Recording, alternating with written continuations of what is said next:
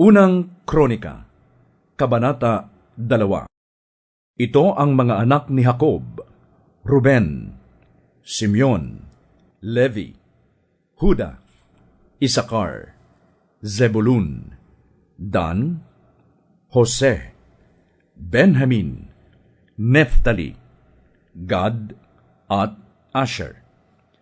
Ang mga anak ni Huda kay Batsuwa na isang Kanaanita ay sina Onan at Sela. Ang panganay niyang si ay naging masama sa paningin ni Yahweh, kaya ito'y pinatay. Sina Perez at Zera naman ang naging mga anak niya kay Tamar na kanyang manugang, kaya 5 lahat ang anak ni Huda. Ang mga anak ni Perez ay sina Hezron at Hamul.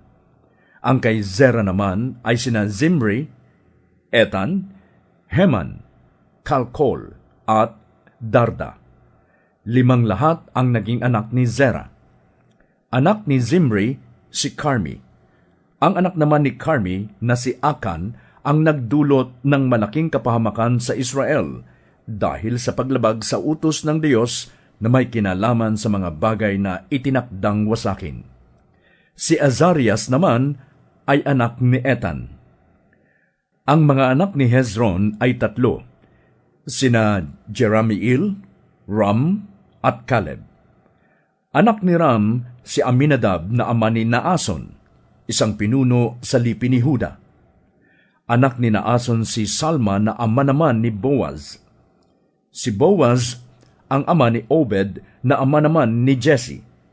Ang panganay na anak ni Jesse ay si Eliab, pangalawa si Abinadab, at si Simeya ang pangatlo. Ang pang-4 ay si Netanel, pang-5 si Raday, pang-6 si Ozem, at pang-7 si David. 2 ang kapatid nilang babae, sina Zervias at Abigail. 3 ang anak ni Zervias, sina Abisai, Joab, at Asahel. Ang anak naman ni Abigail ay si Amasa na ang ama ay si Jether na isang Ismaelita. Si Caleb na anak ni Hezron ay nagkaanak ng isang babae kay Azuba na ang pangalan ay Jeriot. Ang mga anak niyang lalaki ay sina Jeser, Sobab at Ardon. Nang mamatay si Azuba, na pangasawa ni Caleb si Ephrata, at naging anak nila si Hur. Si Hur ang ama ni Uri na siya namang ama ni Bezalel. Nang si Hezron ay 60 taon na pangasawa niya ang anak ni Makir na ama ni Gilead. Naging anak niya si Segub na ama ni Jair, ang may-ari ng 23 lungsod sa lupain ni Gilead. Ngunit kinuha sa kanila ni Gesur at Aram ang mga nayo ni Jair at ang Kenat, pati ang mga nayo nito. Lahat-lahat ay 60 bayan. Ang lahat ng mamamayan dito'y buhat sa angkan ni Makir na ama ni Gilead. Pagkamatay ni Hezron, kinasama ni Caleb si Ephrata na byuda ng kanyang ama, at naging anak nila si Asur na nagtatag ng bayan ng Tekoa. Ito ang mga anak ni Jeramiel, ang panganay ni Hezron, sina Ram, Buna, Orem, Ozem, at Ahiyas.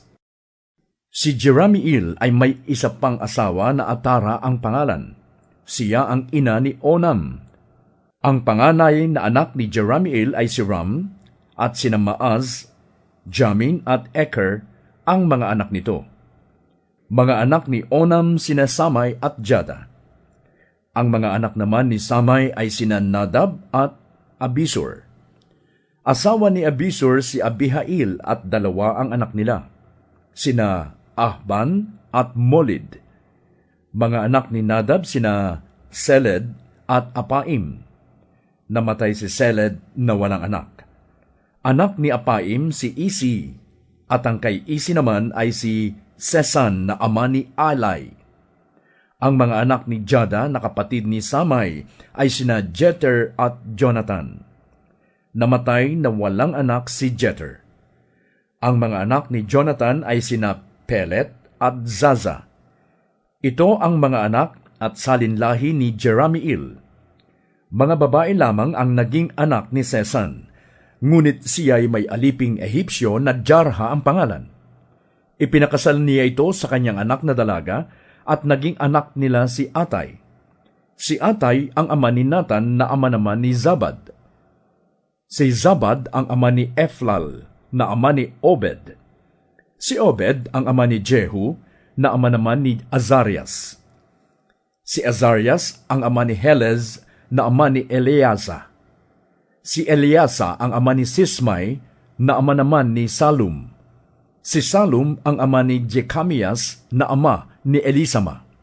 Ang anak na panganay ni Caleb na kapatid ni Jeramiel ay si Mesa na ama ni Ziph. Si Ziph ay ama ni Maresa at anak naman ni Maresa si Hebron. Ang mga anak ni Hebron ay sina Korah, Tapua, Requem at Sema. Si Sema ang ama ni Raham na ama ni Jorkiam, at si Requem naman ang ama ni Samai.